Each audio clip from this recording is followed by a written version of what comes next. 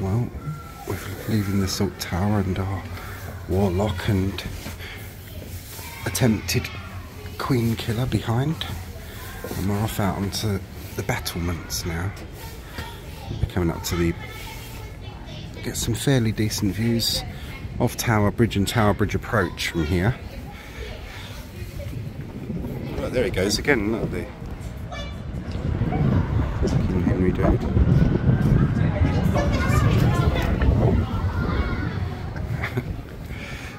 It's meant to be King Henry VI.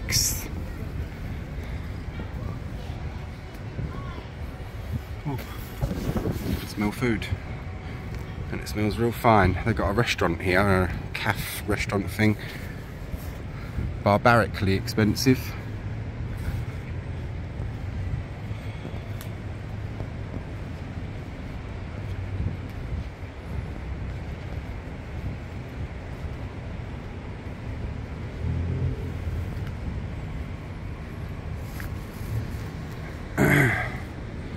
There's Tower Bridge approach.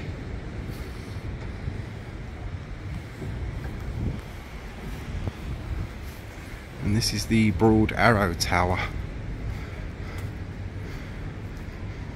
Also built in 1240. There were a bunch of busy bumblebees in the 1200s, weren't they? Wars with France, Scotland, Wales and anyone else pretty much King Edward I could lay his hands on. You needed some pretty strong fortifications, didn't you?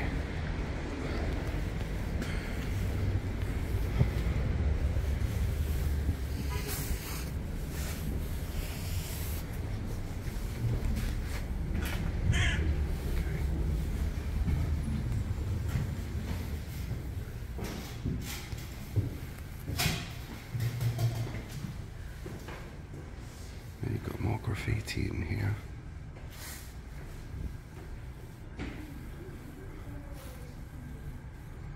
Not quite as well preserved as the other rooms, but it's here nonetheless.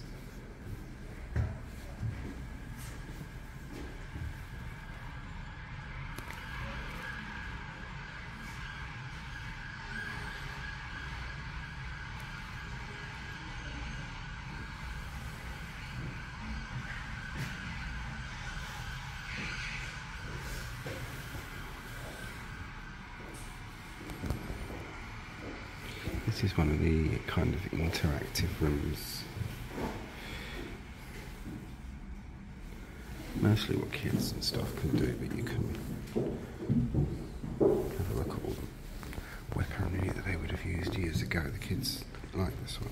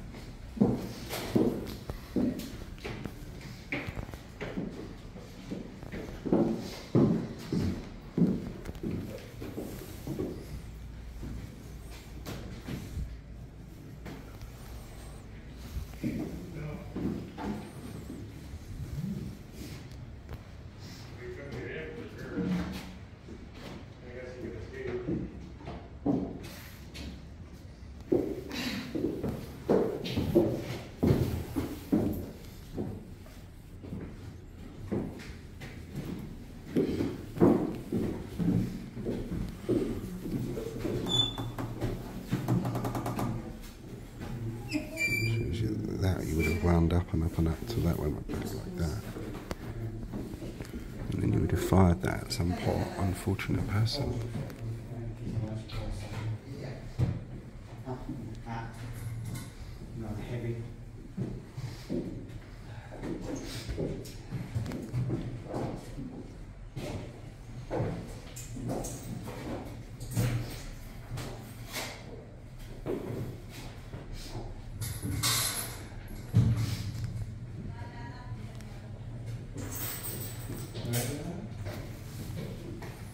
There's more graffiti on the wall over there. And there.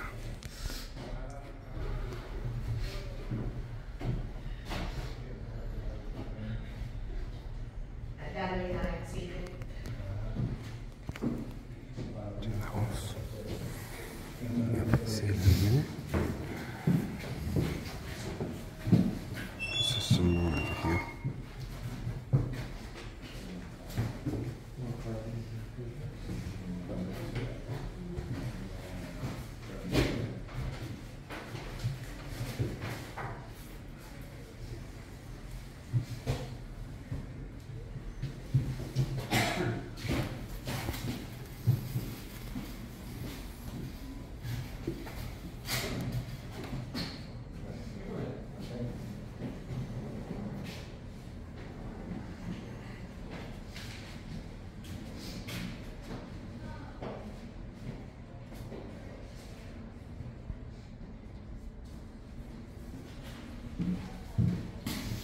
As you see, a lot of people had it in for old Queen Elizabeth I.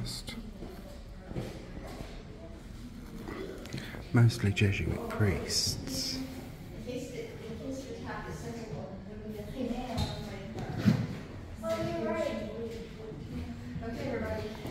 I won't photograph all of them, but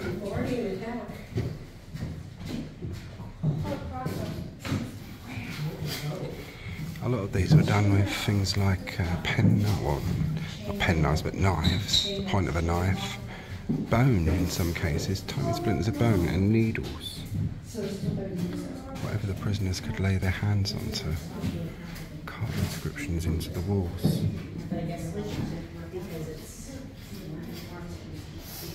Everard Digby was imprisoned as part of the gunpowder plot to blow up King James I in Parliament on the 5th of November 1605. Just in case someone wants to shoot everything.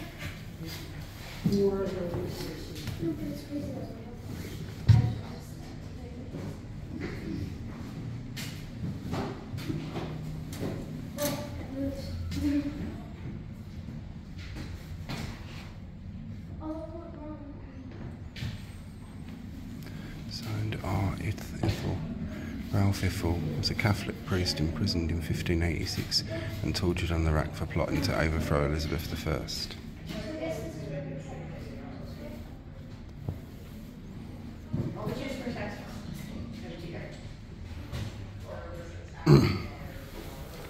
Now in my documentary you understand why I say that they had such a job keeping her alive. John Danny was imprisoned in 1556 to plotting to rob the Exchequer. We looked at that one, didn't we? Yeah.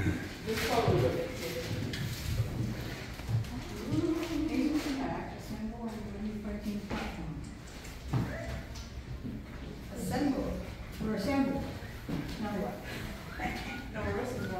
180, as they'd say on Bullseye.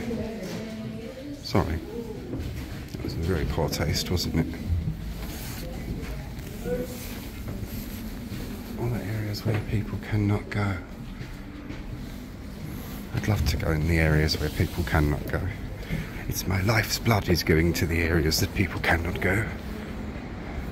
This is known as the Lookout here because the peasants' revolt thing and all that is this in this tower coming up, I believe. Here you get more views of the Tower Bridge approach. Over there, if anyone's been on the page long enough, that little Roman Catholic church I went to some months ago, that's that.